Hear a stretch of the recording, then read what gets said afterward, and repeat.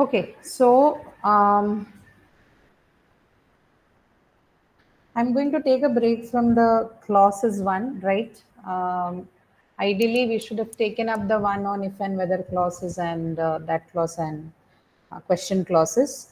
But I'm going to give you some time to spend with that. If you have not already gone through, please look through the lectures of question clauses and embedded clauses and other things, because without you having an understanding of it, there's no point of us getting straight into the exercises. But active and passive should be okay for you.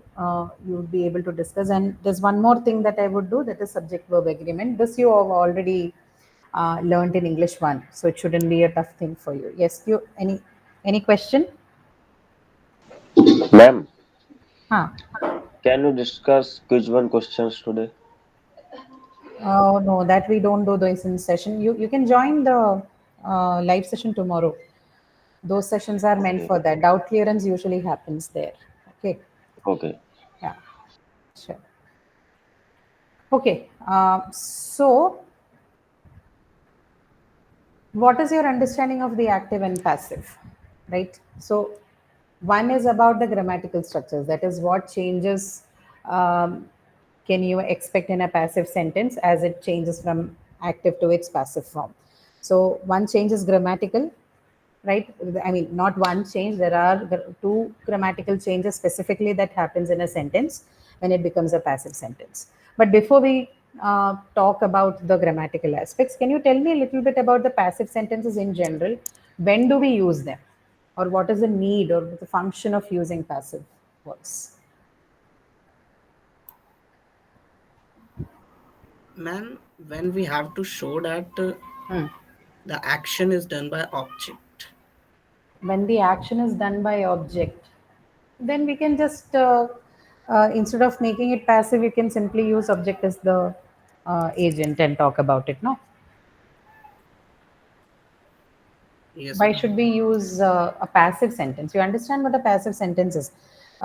Give me an example of an active and a passive sentence. So say let's take an example. um,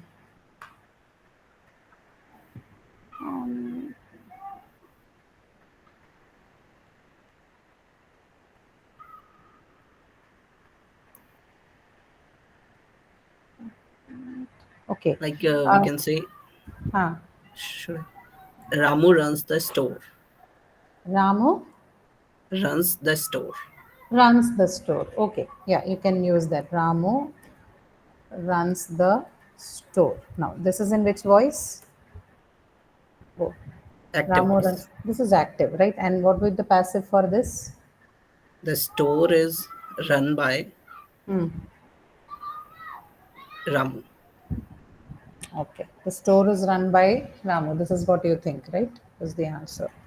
I'm not typing it out for the moment. Okay. Okay. Uh,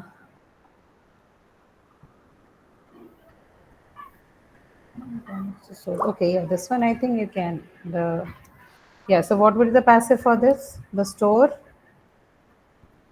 Is run by Ramu. is run by Ramu. So what is happening in this one? Ramu runs a store, the store is run by Ramu. Why would I say something like the store is run by Ramu? Why do I have to say this? Or say if I have a sentence like Sita filmed uh, Niti's dance, right? Sita filmed Niti's dance.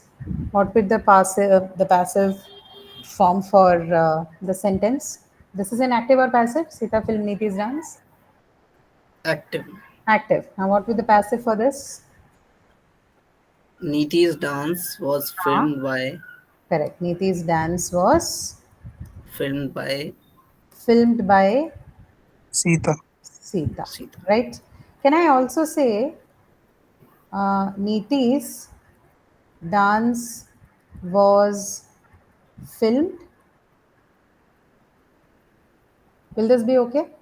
Niti's dance was filmed. Okay, so I either say Niti's dance was filmed by Sita, or I say Niti's dance was filmed. Yes, ma'am. It is also looking It good. is also right, right? So what am I doing in the second one here? I'm not even mentioning the subject, right? I'm just leaving it out. Sita is not even in question. Niti's dance was filmed. I'm not saying who filmed or how was it done. I'm simply saying it was filmed, right? And this is also a grammatical sentence in English, right? This by part, right here in this case by Sita, or in the previous case the what was it by Ramu, right? These Yes. are what you call as by phrases, okay? And these by phrases are also what? They're also considered as adjuncts. You understand what adjuncts are? Adjuncts and complements, right? You had them in the second week or the first week, right? Sorry, third week. Yes. So adjuncts are what? They are optional elements. You don't need them. That is, their presence in a sentence will not make any difference to the meaning that the sentence generates, right? You can either keep them or you can just, get rid of them. It will not bring about any change to the grammar or the meaning of the sentence. So these are called by phrases or adjuncts. Okay, so these are completely optional. If you want to keep them, you can keep them. Otherwise, you would just push them out of the sentence. Now, we know all of these things. Still, what would be the reason for having a sentence like the store is run by Ramu when you could very well have said Ramu runs the store? Or why would you have a sentence like Niti's dance was filmed or Niti's dance was filmed by Sita when you could very well say Sita filmed Niti's dance? Why are you changing it to the passive form? The reasons. I'm not asking you grammatical reasons or grammatical explanations. I'm asking you a very general thing. Why do you need passivization, or why do you think someone would passivize a sentence? Yes, Arjun, go ahead. It will look more formal. It will look more formal. Okay. No, actually, there's nothing formal or informal there. There are other reasons for it. When do you not want to talk about something, right? So in this case, you're not talking about the agent. You've decided you will not say anything about the agent. Why would you do that? Or what are the instances where you don't want to mention the performer of the action? When we are talking to the third party, We are talking to the third party, okay? So why do you not want to talk to the third party about the agent?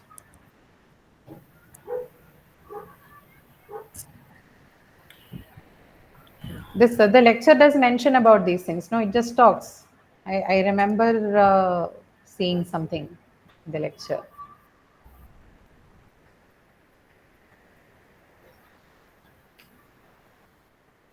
Yes, Arjun, you can answer. When we want to lay more emphasis on the receiver, means Yeah, on the when you want, object. yeah, that is one reason, right? When you want to lay more emphasis on the receiver of the action, the object that is receiving the action, right? All of that, right? But this whole aspect, where you're removing the by phrase, you're removing the agent itself. Why would you do that? What are the reasons for that? The context in which that gets removed is when the actor is unimportant, right? When the agent is unimportant, uh, there's no need to mention anything about it. It's unimportant and you don't have to talk about it, right? Or when, sometimes you have sentences where you don't know the actor, right? You don't know the agent. For example, say it's an investigative report. Things are still under investigation. You really do not know who's the culprit, or you do not know who's at the uh, agent event. You don't know who did it, right? It's still under process. So in such cases also the passive sentences come to your rescue, right? Or when you want to hide the agent's identity, right? For various reasons. So you don't want to talk about it, or you do not know, you're not sure, right? This is also another instance, right? Or like, he was saying, when you want to shift the focus to the thing that is being acted on and not who acted or what acted, right? So, such are the places or such are the reasons or the context in which you use passive sentences. So, unlike a lot of things that we discuss in grammar or in theory, this is one of the component which has a real life application, right? So, passive sentences are used all the time by everyone. for the context of the reasons that I just mentioned, right? Particularly people who work in the media, right? People who are conversationalists, communication strategists, right?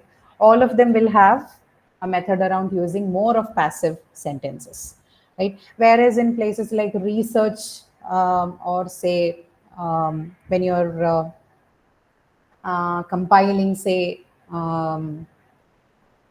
a report, investigative report, or a not investigative report, scientific report, or a research paper, or in the academic context, in academic writing, passive sentences are something that are not allowed, right? Or not something that is considered as a good writing practice, right? So in most of the areas that I just mentioned, right, in scientific writing, in technical writing, the academic writing, all of these are places where people would encourage you to use more active sentences and not the passive one, because passive sentences can bring about ambiguity or confusion. Like for example, the structure itself is where you can avoid talking about the agent or the performer of the action. So if in things like a technical report and scientific report, if you're going to write sentences like that, there'll be too many confusions on what action has been performed and who has performed, what has acted, right? So because of this reason, they do not allow, or those kinds of writings do not allow use of passive forms. Whereas media writing, right, investigative reporting, journalism, all of them are they very abundantly use the passive structures in writing. Okay, so this is about the practical use of passive constructions in English.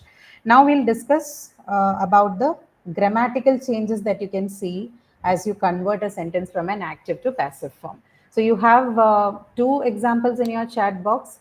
One thing is, of course, the movement, right? The movement of your actual subject of the sentence to something that looks like an object position. So it doesn't become the object itself, but it simply moves from its position as a subject to it moves from there and it goes to the object position in the sentence, right? Remember this part. The subject doesn't become the object, or the object doesn't become the subject.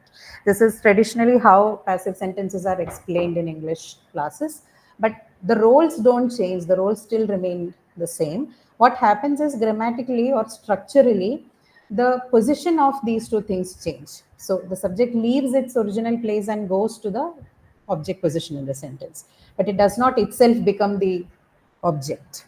Okay, this is the first change that happens structurally in the passive sentence. Second change happens around the verb of the sentence. Now look at Ramu runs the store, or Sita filmed Neeti's dance, and look at the store is run by Ramu, or Neeti's dance was filmed by Sita. What changes happen to the verb form? Let's take the first set of example. Ramu runs the store is run by Ramu. What changes happen? How does the verb change? Ma'am, it changes from first form to the third form. What changes to the third form? The verb? Okay, one change is that it changes to the verb changes its V1 form to V3, which is the participle form. Right? Yes. What else happens? What else happens? You're right. One part is that. Arjun? Ma'am, the verb becomes more like an adjective. No. The verb doesn't become an adjective. Uh, the previous answer was right. The verb changes to the participle form from its V1 form. But there's something else that happens to it. There's another addition to it, right?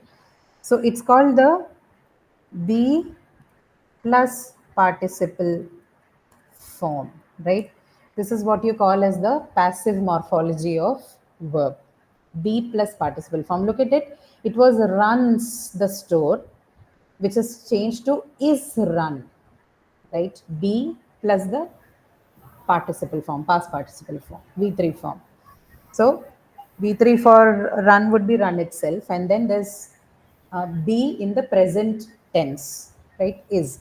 So the tense of the sentence is communicated to us by the verb is, the is form of be, right? Run is participle, it cannot tell you any tense, right? Tense has to be communicated by the be form, which is in is now.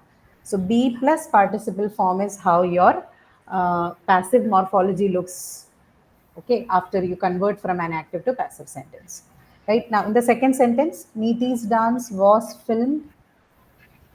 How has it changed? Again, same thing, be plus the participle form, but here the be verb is what? It has changed to the past tense, was. Right, was plus film. Filmed is the past participle form for the verb film. Film, filmed, filmed. Right. So again, be plus participle form. So we have, in these two sentences we have here, we have seen the passive morphology for a tense, a verb in present tense, which is run in the first sentence, Ramu runs the store. And in the second sentence, we have seen the passive morphology for a verb which is in the past tense, right? Filmed, right? In both the cases, the change in the tense is recorded on the be form as is in the first sentence and was in the second sentence, right? And you add the participle form of the same verb along with it, right? The main verb that's used in the active form. Got it? Now, more examples of that is on your screen. Look at the active and passive columns you see on the screen, right? Opens, this is in which tense? Opens, It's first V1. It's V1. That is simple present tense, right? Simple It's in present. simple present tense, which changes to is opened or are opened depending on the number of the subject, right? If it is singular, then it's open. Plural, then are opened, right?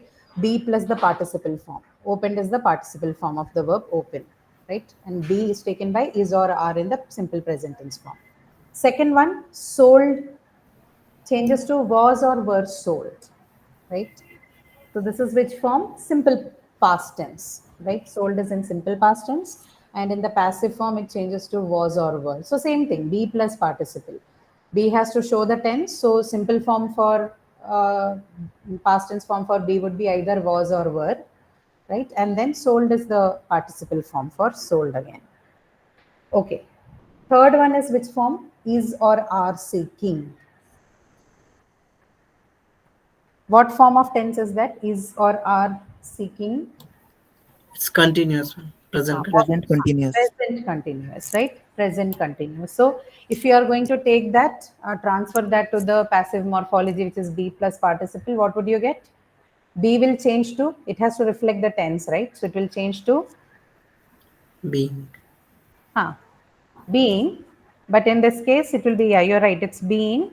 In this case, it will change to Is being. is or are being, right? Depending on whether you have plural or singular subject. So is or are being sought, right? Being sought. Sought is what? It's the participle form. Participle. Seek. Yeah, correct. So that is for the present simple, present continuous form. Now, next is has, have, had, given. So the previous one, Perfect. if it is the past tense, then it will change to what? It will change to was, were being sought, right? I have not put it in, it's understood. Was or were being sought would be the past continuous passive morphology. Okay. Okay. Next is has, have, had, given. So it has both the present and the past. Which form? Perfect. Perfect, right? Perfect form. So what has the passive morphology become? Be changes to Being. has, have, Has been. had, been. Okay, has, have, had, been. Been is the perfect form for be. So has, have, had, been, and given is the participle form for your verb give, right? Okay. The last one here would be will deliver. This is in simple future tense, right? So in simple future tense, it changes to Will be. will be, right? Be changes to will be, and delivered again is your participle form for the verb deliver, right? The only thing you need to know is the passive morphology, which is be plus participle. All changes on be plus participle is contingent upon what tense of the verb do you say in the active sentence, right? The active sentence, whatever the form of tenses for the main verb in that sentence would be transferred onto the passive morphology, and particularly the verb be, right? That is what takes the tense. All right. Okay. So if you've understood that part, then let's move on to the exercises. Identify whether the sentences below are active or passive. So you can go through keeping in mind this passive morphology. You can look at the sentences and judge whether the given sentences are active or passive. The first one, Sotheby's is auctioning a highly important collection of antiquities. Your focus has to be on the verb, right? Active. Sotheby's is auctioning a highly, yeah, this is active, right? And why? Because no change, like be, and it verb form is not participle form. Yes, the no passive morphology here, no Yes. change in the form of verb. It's in which tense? It's continuous, ma'am. Yeah, this is Present continuous. present continuous tense, right? There's no passive morphology, there's no participle here. So, not a passive sentence, right? So, these is functioning a highly important collection of activities in active sentence.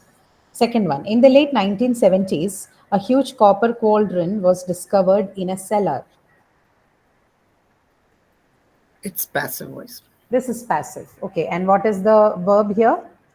The passive verb here is was Was discovered. discovered. Was discovered. So be plus participle form. Was discovered. Right. Third one. Inside the cauldron were hidden a number of very beautiful objects. Passive. It is also passive. This one is also passive, right? And what is the passive verb here? Were hidden. Were hidden. Were hidden, right? Were hidden. Were hidden. Right. They included, fourth one, they included silver plates 2 feet across. Active voice. Active, yes, and your active verb here is Included. included, which is in the simple past tense, right? Okay. Fifth one, the plates were decorated with scenes from hunting and mythology. Passive. Passive, right? Passive verb here is Were decorated. were decorated, right? Were decorated. So be plus participle form, were decorated. Sixth one, apparently the treasure was made for Suso, perhaps a high ranking officer in the Roman Empire. So what is the verb here Passive. like? Made. Was made. Was made, right? And what is this? Passive or active? Passive. Passive, right? Be plus participle, again passive form. The Lebanese authorities issued export documents for the treasure in 1981. Active. Active? Yes. And what's your active verb here? Issued. Issued. Issued, which is in simple past tense. Now, this sentence, eighth one. Nothing has been revealed about the discoverers. Nothing has Passive. been revealed. Nothing has been revealed about the discoverers. Passive, ma'am. Passive one? Sure. Yes.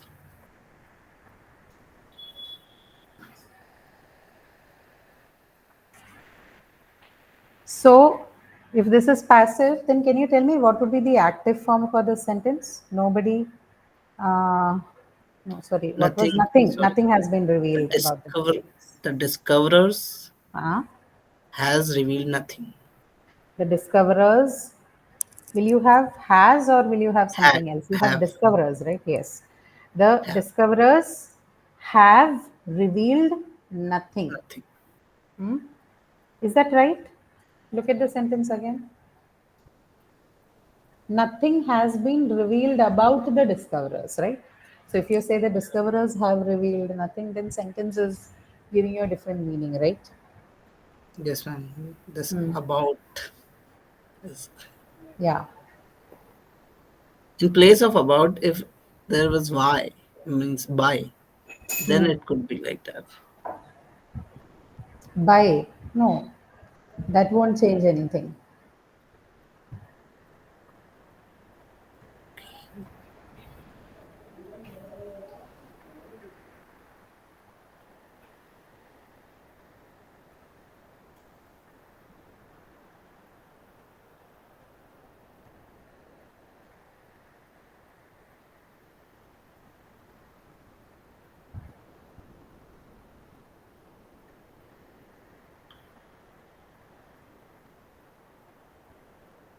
It has revealed nothing about the discoverers. You can make a note of this sentence and look for how you will convert this into an active form. Okay, nothing has been revealed because these are a little different from your usual kind of sentences, right? What is nothing? It's infinitive. No, it's not an infinitive. So Which not part of speech is nothing? which It's a part of pronoun. It's a pronoun, right? It's a okay. pronoun. So think about it in that terms and see how you can rearrange the phrases here to form the active of this. You know that the verb will have to be changed to have revealed, right? It has to be definitely have revealed. Or maybe, has revealed if you're able to find out the right active voice. This is just a clue. You can think about it. Okay.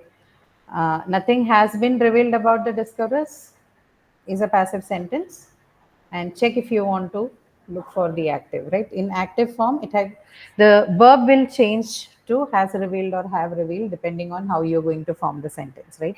I'm not giving you the answer because I want you to work on that, right? So it could be has revealed also. We initially discussed have revealed, but see if it see if you make the verb has revealed if you are able to make the active sentence or not. Check it and We don't change can the. use, ma'am, it. Ah, We can start from that. no, we cannot Like start from that. There is no provision to start from the verb. I'm just saying, we said it is have revealed, but it could be has revealed also. That was just a clue.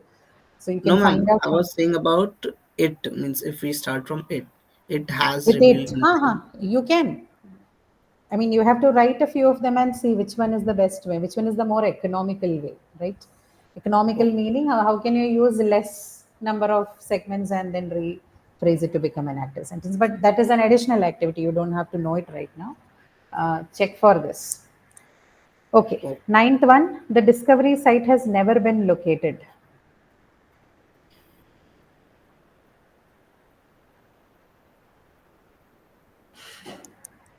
passive, ma'am. This is what? This is again passive, right? It has Yeah. the be plus participle form has been revealed, right? Sorry, has never been revealed. Never is an adverb, so has been located is your passive verb here. Okay. This one will also work similar to the eighth one. You can try looking for the active sentence. How would this look like, or whether it will even have one? You can think about all that. Okay. Tenth one. Nobody doubts the importance of the collection.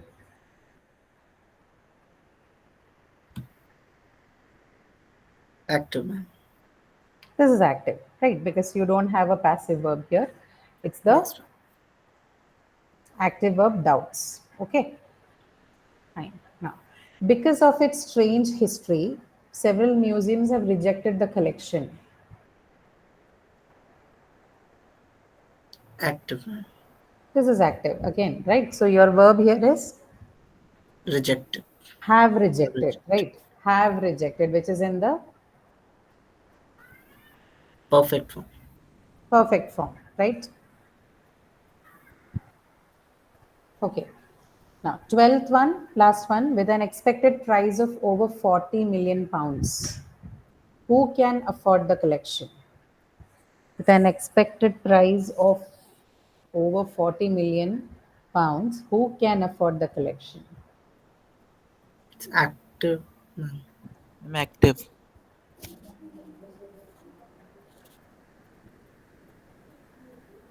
This is active, right? This is active. But what is the verb in this sentence? Can Can afford. afford. Can afford, right? Can afford is your verb, and this is in the active format. No passive morphology here, hence, again, active sentence, right? So, which also means that interrogative questions will also uh, appear as active. I mean, all the sentences, when not specified or when they do not use passive morphology, are considered active in their voice, right? Whether they are in the interrogative format or declarative format, positive, negative, whatever it is, when the verb is in the active form, all of the sentences would also be considered as, all such sentences would also be considered the active form, right? Or active voice to be more specific, right? There are some forms which do not have, some kind of verbs or some instances which do not have passive forms. Do you know what are they?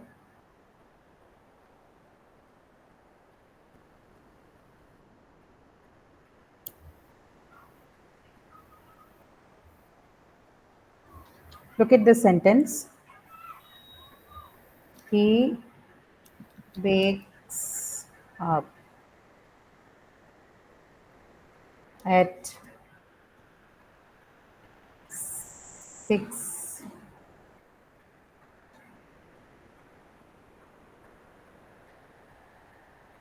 6 a.m. He wakes up at 6 a.m. Can you convert this sentence into a passive form? He wakes up at 6 a.m. It's in your chat box.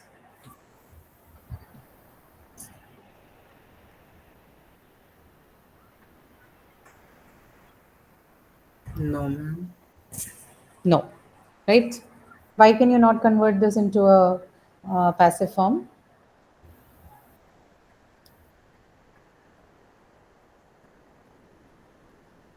Why can't we change this into a passive form?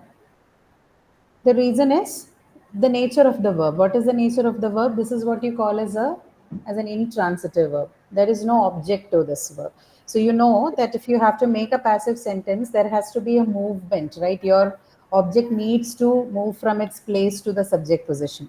If it does not have an object, then how would it move? It cannot take up the space, right? There's nothing to take up the space of the subject which will move out of its position, right?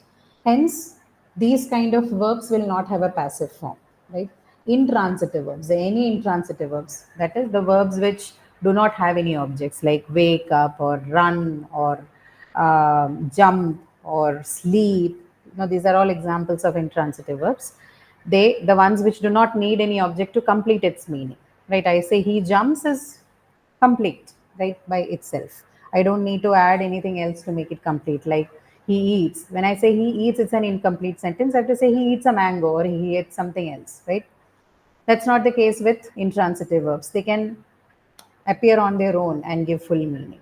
Such kind of verbs cannot form passive sentences, right?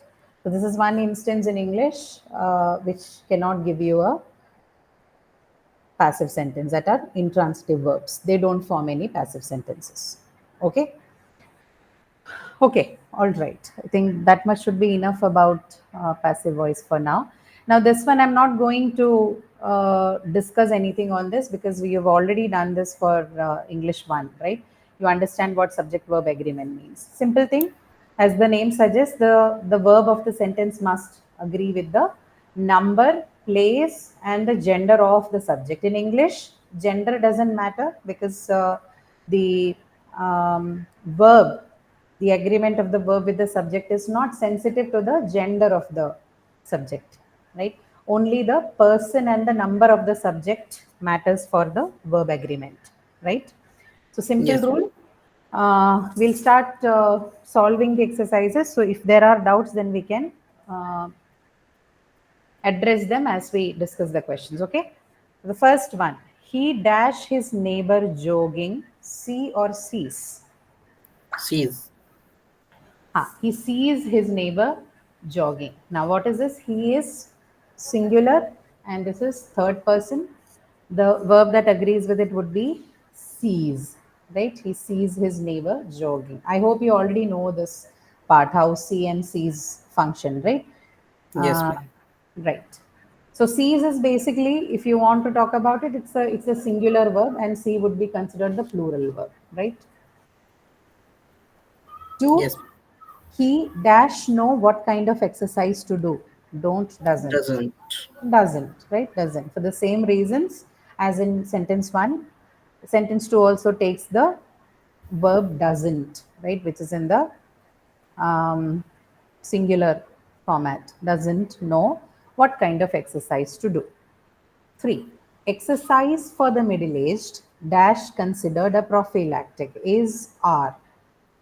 Is. Exercise for the middle-aged is considered a prophylactic. Why not R? Or exercise is singular.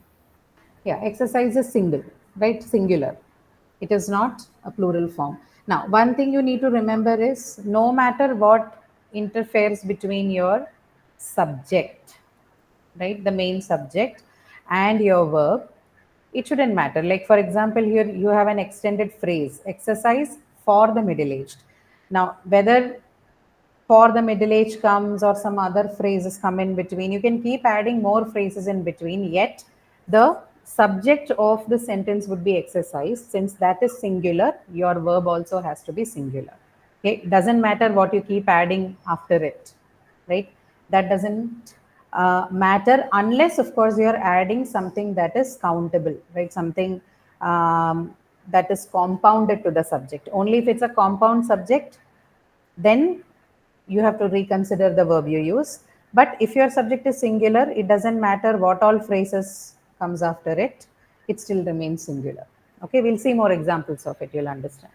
So here it is exercise for the middle age. So exercise for the middle aged is a single unit. Hence, the verb you will select here is. Okay. Fourth one, too many people dash up with heart attacks. Too many people. Answer. Too many people ends up with heart attacks. Okay. Why would you use ends? What is the speciality of the word people? It's collective noun. People is collective noun. Yeah. And what is the quality of collective noun? Anything that is in collective noun would be Considered singular. singular. This would be considered singular. That is why you're going to use the verb ends, Ends. right? Too many people ends up with heart attacks. Okay. To undertake an exercise test, dash prudent.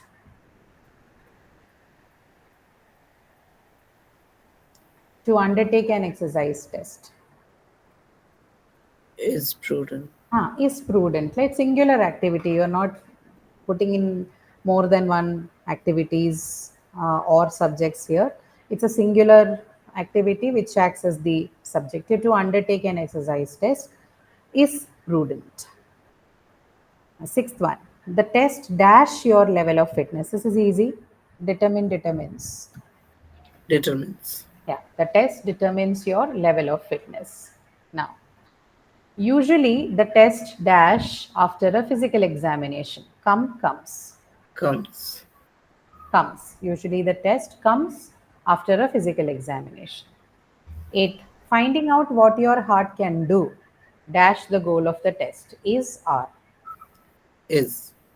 Yeah, is, right? So these are all, they all act as subjects, the singular units. This one, the eighth one, finding out what your heart can do. Then to undertake an exercise test. These are all subject complexes, or what we call as the noun clause complex, right? They all are examples of infinitival clauses. To undertake, finding out. This one is an example of a participle phrase. Okay, ing participle non-finite clause. This one is to infinitive non-finite clause. The speciality of all of them is they can all act as subjects in sentences. So to undertake an exercise test, finding out what your heart can do, right? And whenever that happens, they're all singular in nature. So all these clausal expressions are always singular, right? Keep that in mind. Finding out what your heart can do is the goal of the test. Ninth one, most tests dash a treadmill. Uses. Use.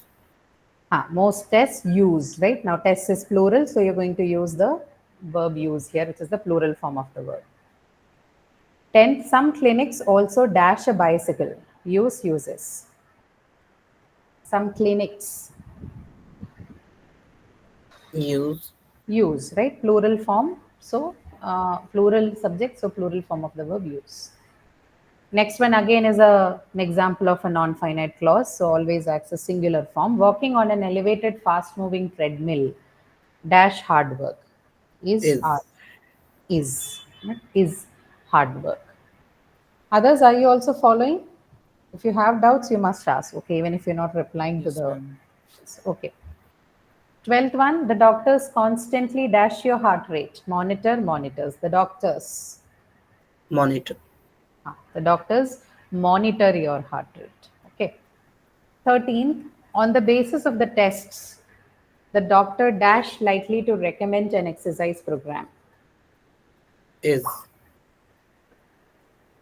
The doctor is likely to recommend an exercise program. The doctor is singular, right? So Yes. is likely to recommend an exercise program.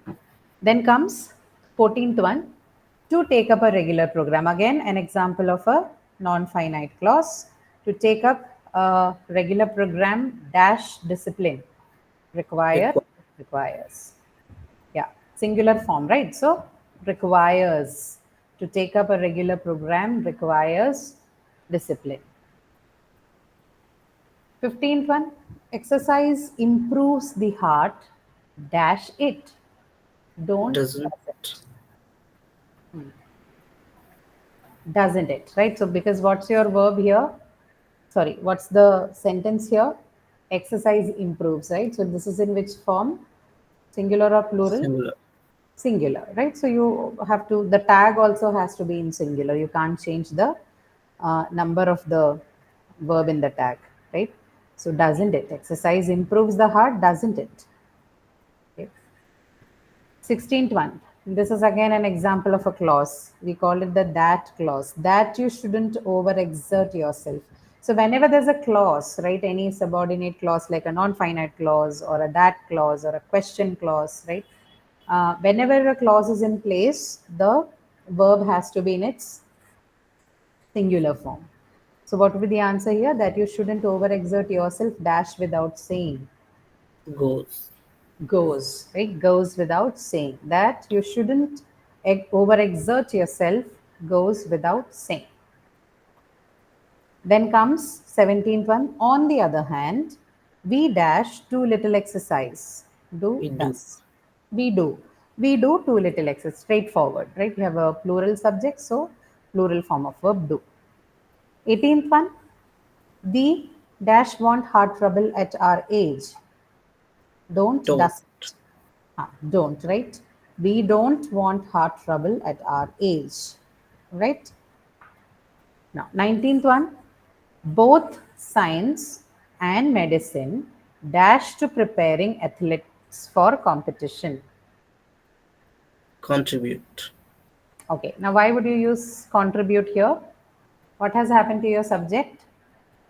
Become plural by using both. Yes, so this is what you call as a compound subject, right? You have more than one subject. So, what are those subjects here? One is science, and the other is medicine. Medicine. So, since there's a compounding effect in the subject part, this has become a plural now, right? What if I had science or medicine? Then it will be contributes. Then it has to be contributes. Okay, if I had or instead of and, then you're talking about one among the option that is given. Then in that case, your your verb has to use the singular form. Here, because it has a compound effect, we're talking about both science and medicine. So, because of the plural nature of the subject, you also have the verb in its plural form. It is contribute. Both science and medicine contribute to preparing athletes for competition. And the last one here. What makes the situation serious dash that no new antibiotics have been discovered in the past 15 years? Now, how is this sentence special? Look at this part. What is this?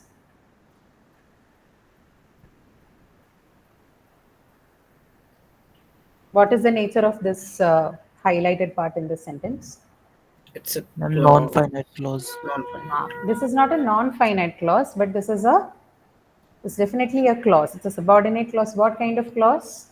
Question clause, right? Question. What makes the situation serious? Now, like I told you before, if you have a clause, then automatically the form of the verb has to be singular, right? Yes. So what makes the situation serious is that no new antibiotics have been discovered in the past 15 years. Look at this. In sentence 20, you had question clause, we use the singular form. Here, that clause in 16th one, that you shouldn't overexert, again we use goes, right? To take up in 14, right? This is a non-finite clause, again we use a singular form. Walking on an elevated fast-moving treadmill, again a non-finite clause, participle clause, we used singular form. Eighth one, finding out, again a non-finite clause, we use the singular form. Fifth one, same thing, to undertake an exercise. So in all these cases, you've had, what is common is the different kinds of clauses, but they're all clauses, right? So if a clause appears as the subject of your sentence, then the verb will always be singular. Keep that in mind. Okay. It looks, you'll have a tendency to choose the plural one looking at the length of that, there's too many things put together, but the length of the phrase that occupies the subject position doesn't matter. What matters is the number, right? So while you're choosing the verb forms, correct verb forms for the subject verb agreement, always investigate or inquire on the number of the subject that you have in subject position, right? Okay. All right. So I think that should be enough for today. We've covered on two things. Next week we'll do the clauses thing. Okay. Question clause, if and whether clause, the grammaticality of if and whether clause, what kind of sentences are right and wrong when you use them. All of that's next week. Okay. Any questions from passives or subject verb agreement? Ma'am, model verb. Yeah, model verb, yes, that also we'll do. Okay. Maybe the week after that we'll do model verbs. Model verbs, and I think there's also question tags that also we'll do the coming weeks. Yeah. Yes, ma'am. Okay. Okay. All right. Any questions? No, ma'am. Okay. No questions, Thank then yeah, sure. We'll wrap up for today, and we'll see you tomorrow for the doubt clearance session, the live session. Okay. Okay. See Thank you you, all. ma'am. Thank you so much for joining.